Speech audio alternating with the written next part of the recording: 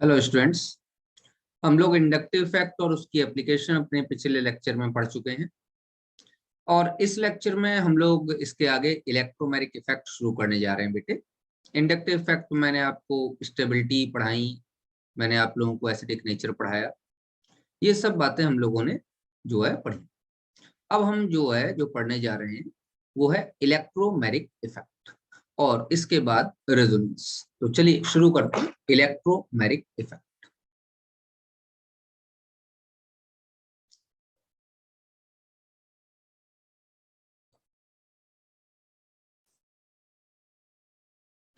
यहां तक हमने ये लास्ट वाला जो है एसिडिक नेचर पढ़ा था।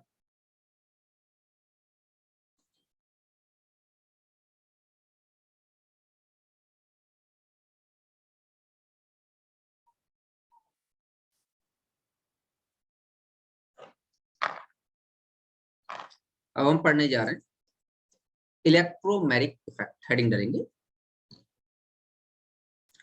इलेक्ट्रोमैग्नेटिक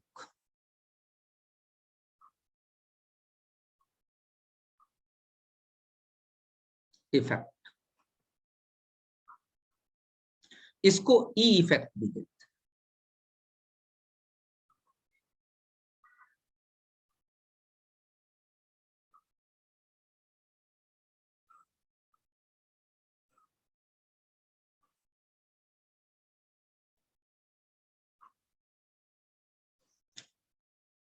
क्या है इलेक्ट्रोमैग्नेटिक इफेक्ट? बेटे इलेक्ट्रोमैग्नेटिक इफेक्ट टेम्परेरी इफेक्ट है। डेफिनेशन लिखेंगे,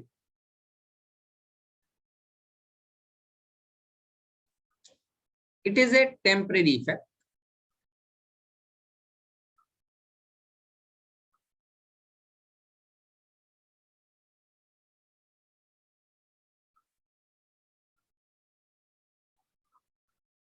and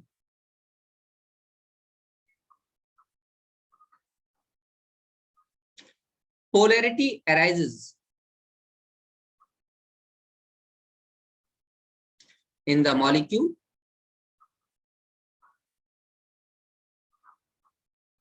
on the requirement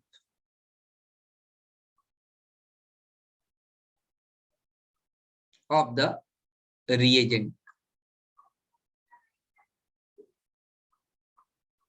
and as soon as the reagent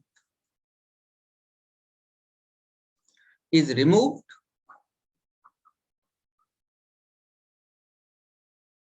the compound attains its original position.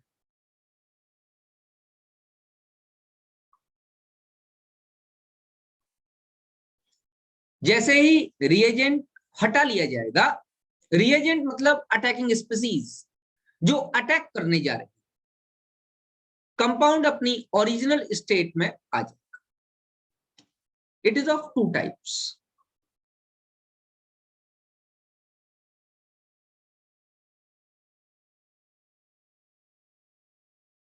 Number first,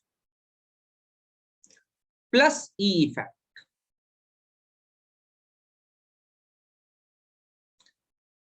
positive electromagnetic effect.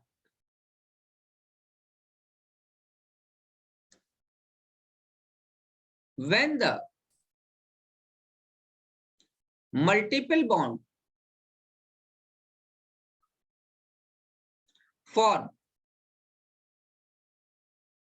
between two carbon atoms undergoes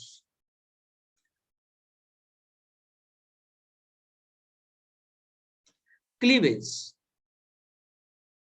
या fission, it is the case of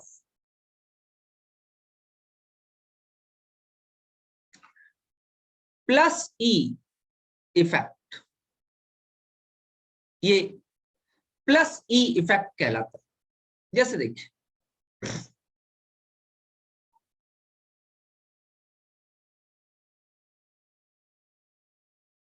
carbon double bond carbon है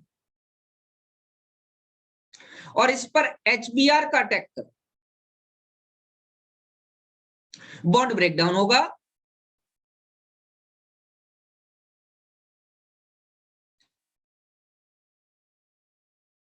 इस carbon पे positive आया, इस positive से Br लग गया और इस कार्बन पे नेगेटिव आया, उससे H लग गया। अगर मैं कोई रिएजेंट दूसरा डाल के HBr को यहां से हटा दूं तो वापस डबल बॉन्ड बन जाए। तो ये एक टेम्पररी इफेक्ट, जब HBr ने अटैक किया तो कंपाउंड में एक पोलैरिटी अराइज हुई, पॉजिटिव और नेगेटिव चार्ज आए। अगर मैं HBr को यहां से हटा दूं तो ये कंपाउंड वापस अपनी स्टेट में आ जाएगा। इस इफेक्ट को पॉजिटिव इलेक्ट्रोमैग्नेटिक इफेक्ट कहते हैं। अच्छा, दूसरा पार्ट क्या है? दूसरा है निगेटिव, माइनस ई इफेक्ट। क्या चीज है minus E effect? Multiple bond form between carbon and any heteroatom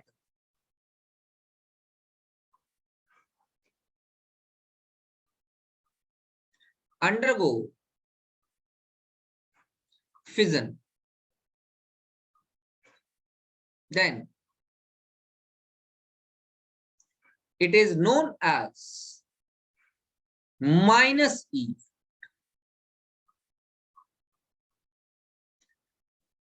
अगर कार्बन के साथ किसी हेटेरो एटम से बना हुआ मल्टीपल बॉन्ड क्लीवेज में टेक पार्ट करे, फिजन हो, बॉन्ड टूटे, तो उसको माइनस ई करें। देखिए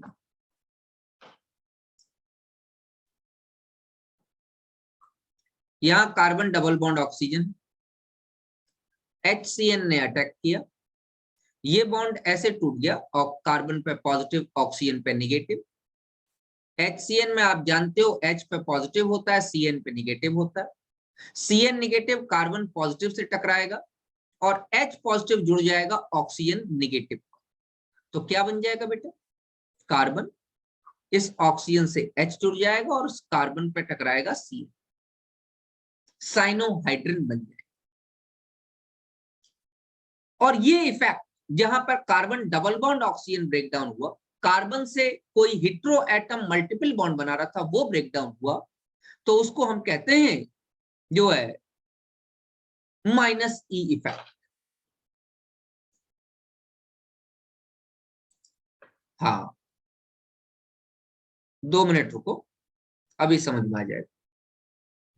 देखिए ध्यान से,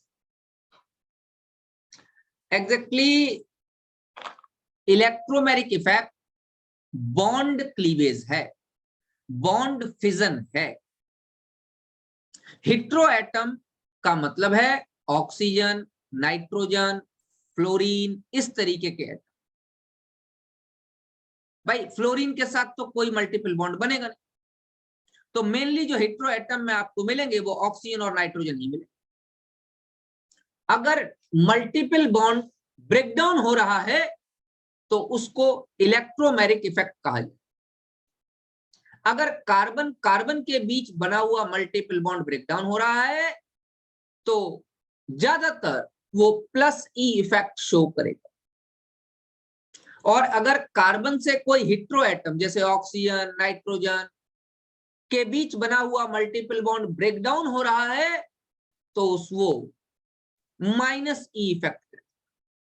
कहने का मतलब इलेक्ट्रोमैग्नेटिक इफेक्ट इटसेल्फ में सिर्फ बॉन्ड फिजन को रिप्रेजेंट करता है और कुछ नहीं करता। तो क्या बॉन्ड तोड़ने का काम इलेक्ट्रोमैग्नेटिक इफेक्ट कर रहा है? हाँ कर रहा है, लेकिन इलेक्ट्रोमैग्नेटिक इफेक्ट बॉन्ड के फिजन को डायरेक्ट नहीं कर सकता। अब इसका क्या मतलब? इसका मतलब है बॉन्ड कैसे टूटेगा, किस डायरेक्शन में पॉजिटिव आएगा, किस डायरेक्शन में नेगेटिव आएगा, इसको डायरेक्ट इंडक्टिव इफेक्ट करे। इसका मतलब इलेक्ट्रोमैग्नेटिक इफेक्ट अकेले कभी भी काम नहीं करता, बिना इंडक्टिव इफेक्ट के इलेक्ट्रोमैग्नेटिक इफेक्ट काम नहीं कर सकता। तो बेटा इन दोनों को जोड़ दो, अब आपको बात ज्यादा अच्छे से समझ में आएगी। इन दोनों को क्या काम करते हैं हम लोग, जोड़ देते हैं। जोड़िए, और जोड़ने पे कहेंगे इंडक्टोमैग्नेटिक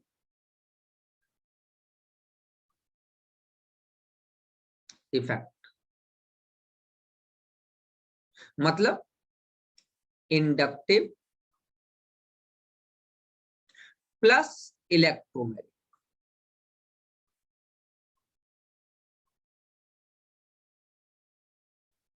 देखिए ध्यान से, मैंने एक ये कंपाउंड बनाया, इसकी रिएक्शन में HBr से कराना चाहता हूं, क्या बन जाएगा, HBr में H पे पॉजिटिव है और Br पे negative, Br more electronegative.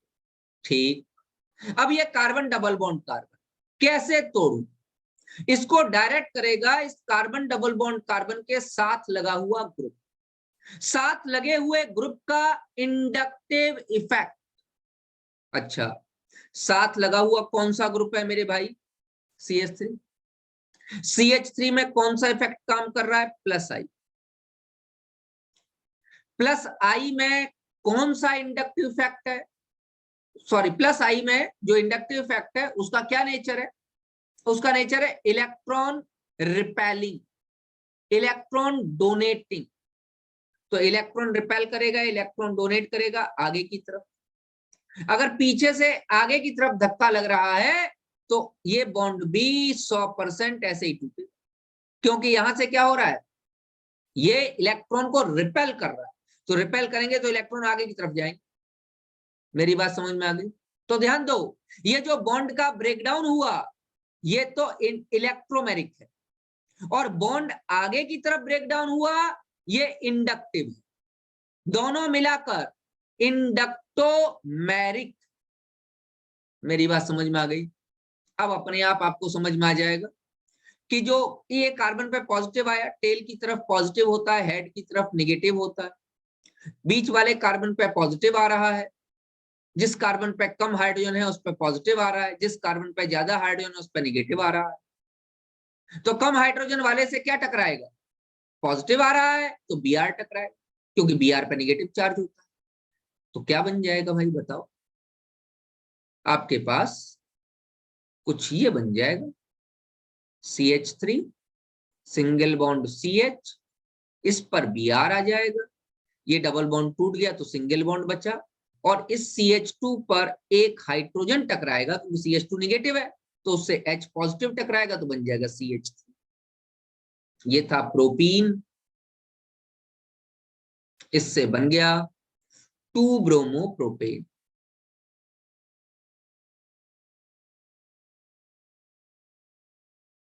Clear हुई मेरी बात? नेक्स्ट देखिए, मान लीजिए मैंने यहां ग्रुप लगा दिया CCl,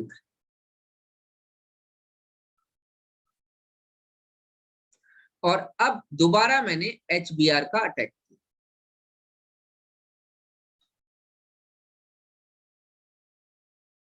अगर ऐसा हो गया तो क्या हो, CCl3 कैसा ग्रुप, स्ट्रॉन्ग -I, 3 क्लोरीन लगे, ताकतवर -I है।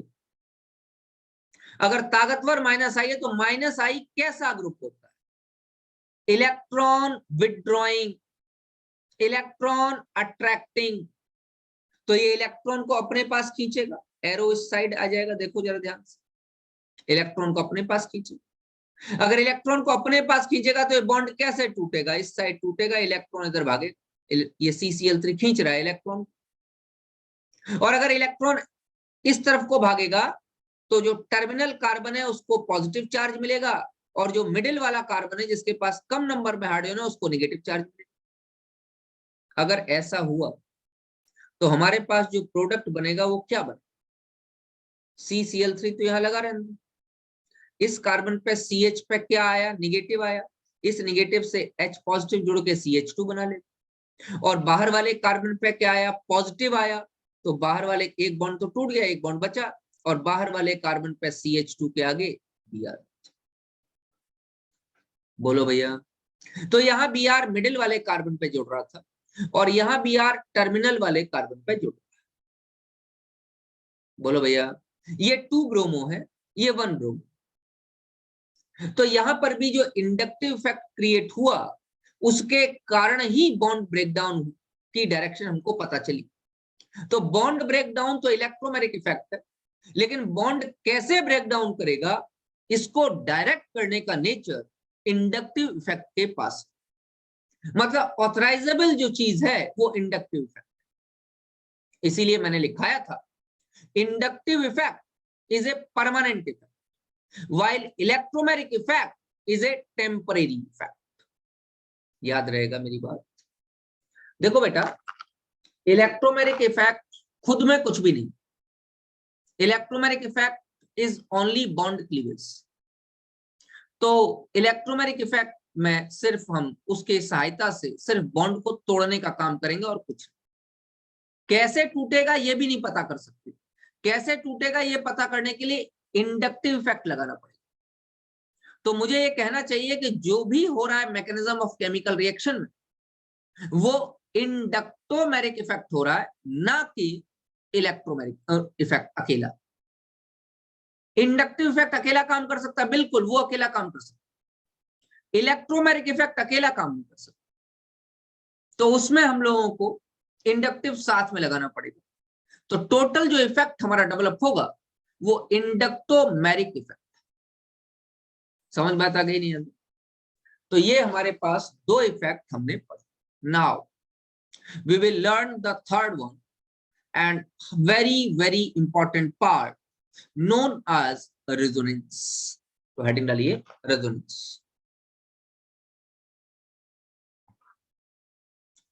हम लोग जिस इफेक्ट को पढ़ने जा रहे हैं वो इफेक्ट है रेजोनेंस।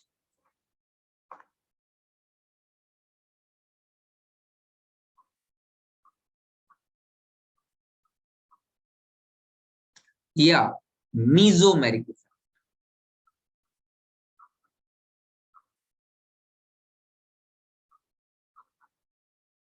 इसीलिए इसका एक नाम है आर इफेक्ट, या इसी को कहते हैं एम इफेक्ट।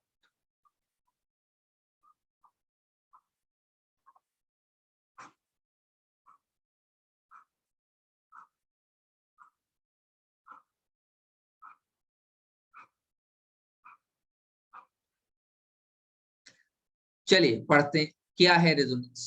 रेजोनेंस ये कह रहा है, ध्यान दीजिएगा,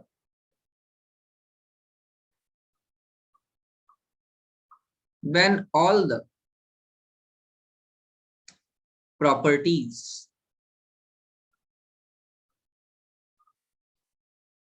of a compound या स्पीसीज, आयन भी हो सकता है, can not be defined by a single structure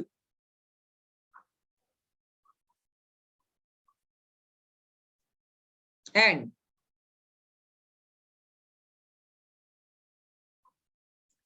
to define them all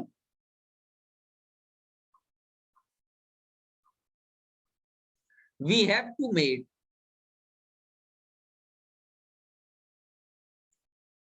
two or more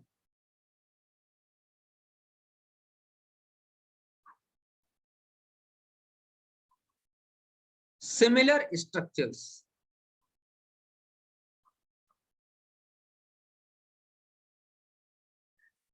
completely identical नहीं होंगे, थोड़े सिमिलरिटी शो करें। Then those structures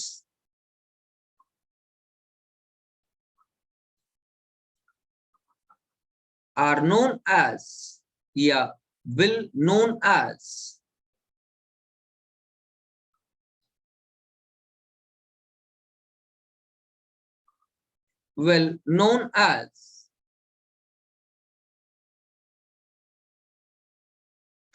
resonating structures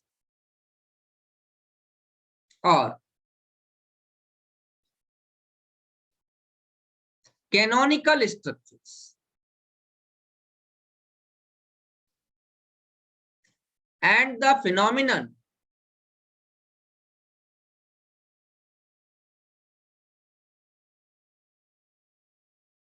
is known as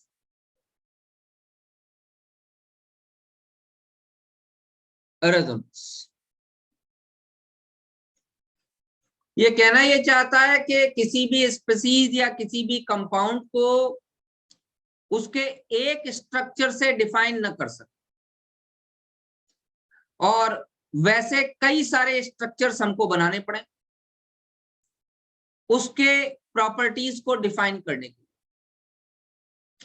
तो इस फिनोमिना को रेजोनेंस कहेंगे, और जितने स्ट्रक्चर्स, जो भी स्ट्रक्चर्स हम बनाएंगे उनको रिजोनेटिंग स्ट्रक्चर्स कहेंगे। यहां ये बात जरूरी है कि here it should be noted that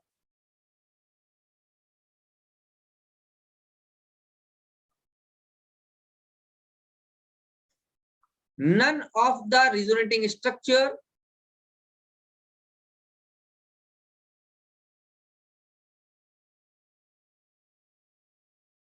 alone can define all the properties of the species। जितने भी आप स्ट्रक्चर्स बनाओगे उसमें से कोई भी एक अकेला सारी प्रॉपर्टीज को डिफाइन नहीं कर सकता। मतलब कोई भी, जितने भी रिजोनेटिंग स्ट्रक्चर होंगे उनमें से कोई भी अकेला परफेक्ट नहीं। अच्छा, ऐसा कहीं देखा है क्या? चलो वही देखने के लिए तो हम लोगों ने रेजोनेंस पढ़ना शुरू किया, देखते हैं कहां पाया जाए। मैं एक एग्जांपल लेता हूं, resonance in carbonate ion CO3 2 negative, नाम है कार्बोनेट आयन। हम लोग कार्बोनेट आयन में रेजोनेंस देखने जा रहे हैं। अगर कार्बोनेट आयन का स्ट्रक्चर देखें तो कुछ इस तरीके से होता है।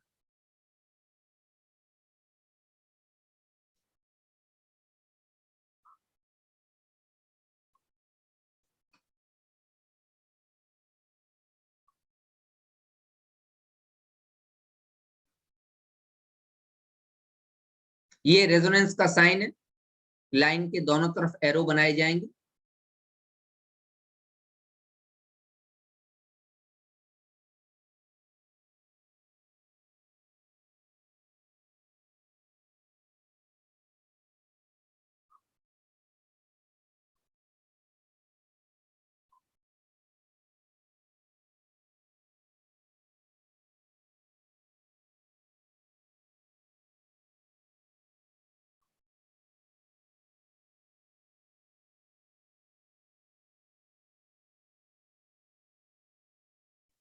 और ये 3 रेजोनेटिंग स्ट्रक्चर कार्बोनेट आयन के बने,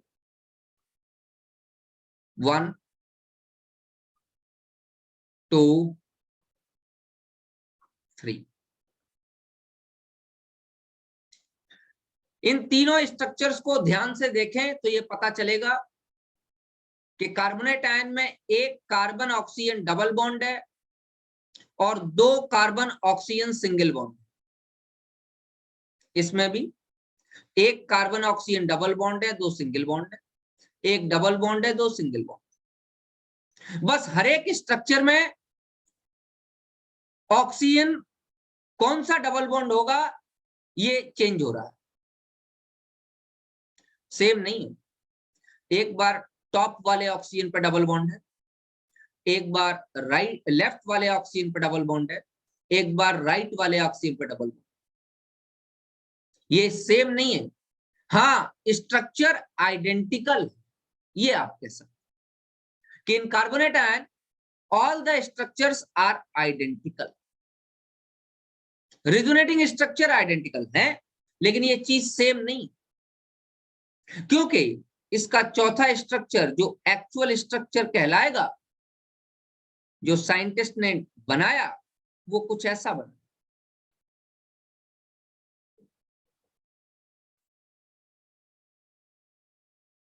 ओ O O partial negative, partial negative, partial negative. और इस स्ट्रक्चर को, जो स्ट्रक्चर नंबर 4 में लिख रहा हूं, साइंटिस्ट ने नाम दिया रेजोनेंस हाइब्रिड।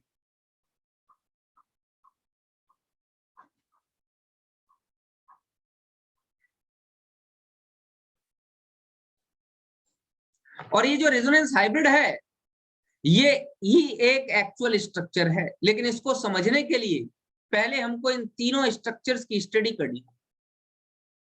ध्यान से देख लीजिए जो स्ट्रक्चर है, मैं 2-1 बातें बताने जा रहा हूं। मैं कहने जा रहा हूं कि कार्बोनेट आयन के तीनों स्ट्रक्चर को देखने के बाद मुझे ये थ्योरेटिकली पता चलता है कि हर एक बॉन्ड में पार्शियल डबल बॉन्ड और पार्शियल सिंगल बॉन्ड कैरेक्टर है। अच्छा, कैसे पता चलता? हर जगह 3 बॉन्ड में से एक डबल है, कभी ये कभी ये कभी ये। इसका मतलब हर बॉन्ड में 1/3 डबल बॉन्ड कैरेक्टर है। अच्छा, 3 में से 2 बॉन्ड सिंगल है, इसका मतलब हर बॉन्ड में 2/3 सिंगल बॉन्ड कैरेक्टर। ये थ्योरेटिकली मैं कह सकता हूं। अच्छा, हर बार 2 ऑक्सीजन पे नेगेटिव है, 3 में से 2 पर। कौन से 2 पर है ये नहीं बता सकता, तो ये कहना चाहिए कि हर ऑक्सीजन पर 2/3 negative charge. Every oxygen contain 2/3 negative charge. चलो जरा बात करते हैं।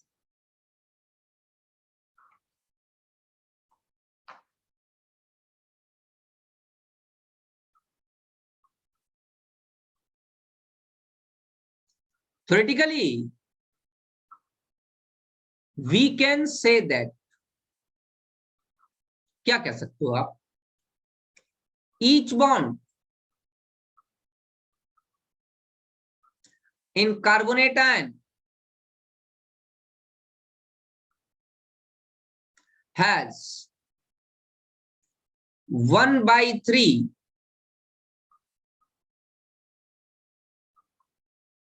double bond character and 2/3 single bond character. Also, on each oxygen atom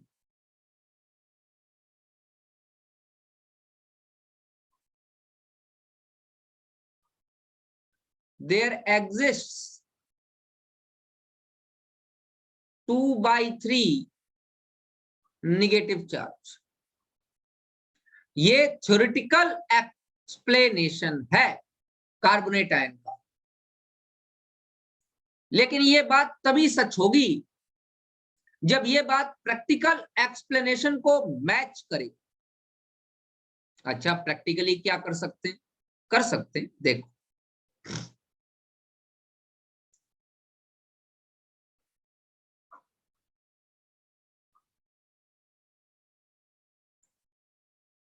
practically we observe that pure, pure मतलब जिसमें रेजोनेंस नहीं, pure carbon single bond oxygen bond length is 1.42 angstrom and pure carbon double bond oxygen bond length is 1.20 angstrom. तो bond length निकाली जा सकती है, तो carbonate ion की भी निकाल लो, but in carbonate ion all the bonds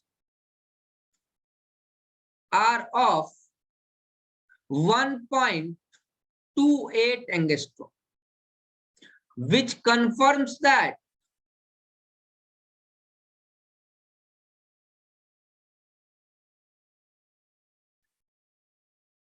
there exists partial double bond character and partial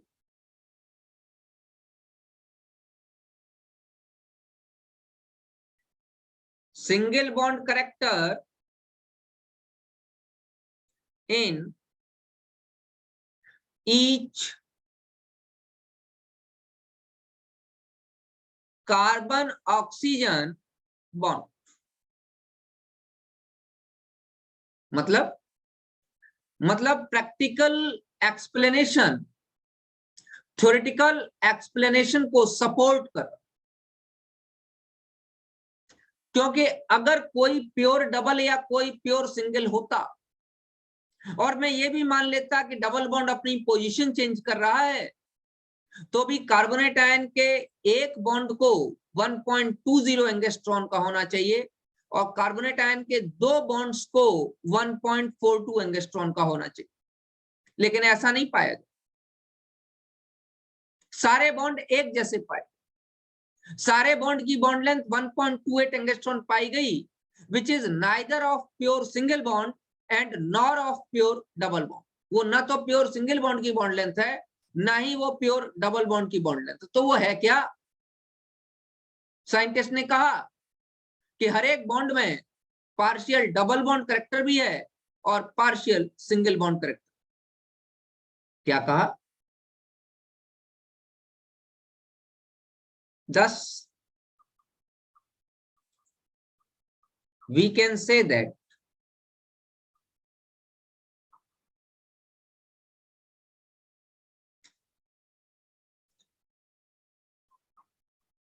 the practical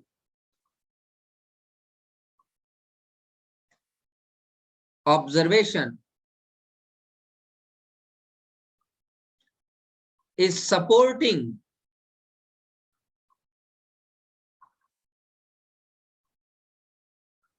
the theoretical facts. Hence,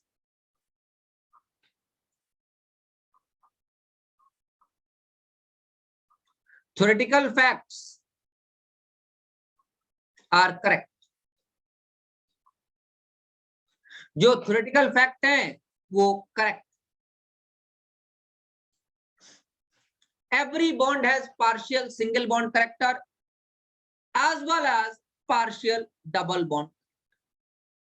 फिर तो साइंटिस्ट ने बहुत सारे कंपाउंड्स पर इसका जहां रेजोनेंस हो सकता था वहां पे थ्योरेटिकल और प्रैक्टिकल दोनों एक्सप्लेनेशन को अरेंज किया, मैनेज किया। देखो एक एग्जांपल और लेके बताता हूं।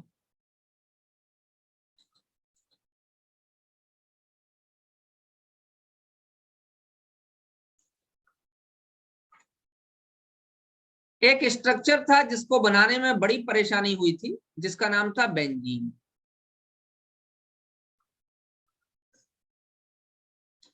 केकुले नाम के साइंटिस्ट ने बेंजीन के 2 structure,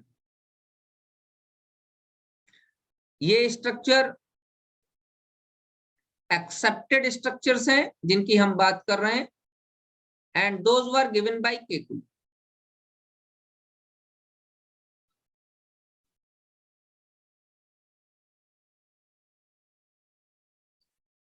केकुले's structures of benzene।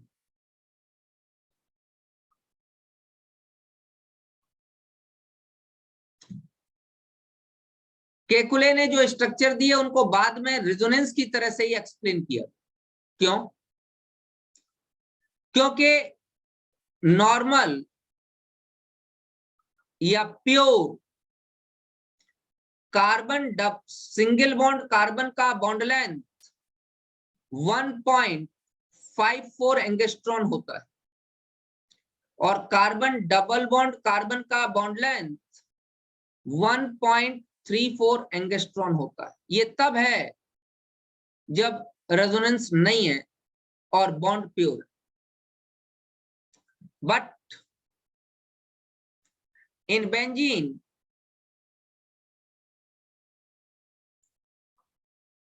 all the bonds are of 1.39 angstrom. तो मैं कह सकता हूं कि द प्रैक्टिकल एक्सप्लेनेशन या observation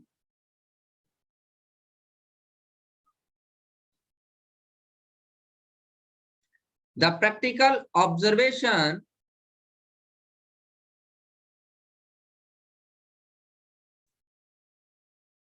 is showing the presence of resonance in benzene।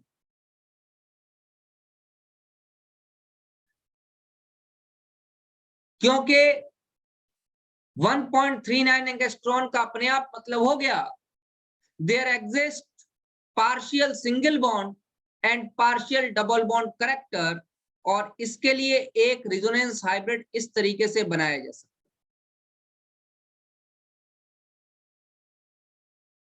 Dotted lines. ये मैंने आज आपको कुछ जनरल बातें रेजोनेंस के बारे में बताई। ये मैंने स्टार्ट कर दिया बेटा, ये एक लंबा टॉपिक है और थोड़ी देर तक चलेगा, ठीक है। इसके आगे हम नेक्स्ट क्लास में पढ़ेंगे।